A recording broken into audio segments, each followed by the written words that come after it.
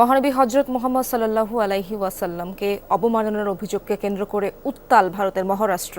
সম্প্রতি ইসলাম ধর্ম নিয়ে বিতর্কিত মন্তব্য করেন রাজ্যটির হিন্দু ধর্মের এক প্রচারক। দেয়া হয় বিক্ষোভের ডাক। প্রতিবাদে মুম্বাই অভিমুখে লং মার্চ করছে হাজার হাজার মুসলিম। মহানবীকে অবমাননা করায় এক হিন্দু ধর্মীয় প্রচারক এবং বিজেপি নেতার উপযুক্ত শাস্তির দাবিতে এ বিক্ষোভ।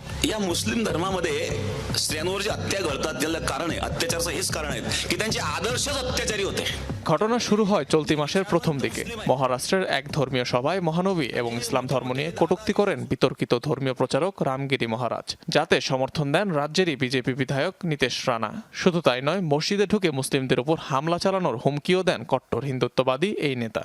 हमारे रामगिरी महाराज के खिलाफ अगर कुछ भी मस्ती तुम लोगों ने किसने भी की तो तुम्हारे मस्जिदों के अंदर आके चुन चुन के मारेंगे, इतना ध्यान में रखो।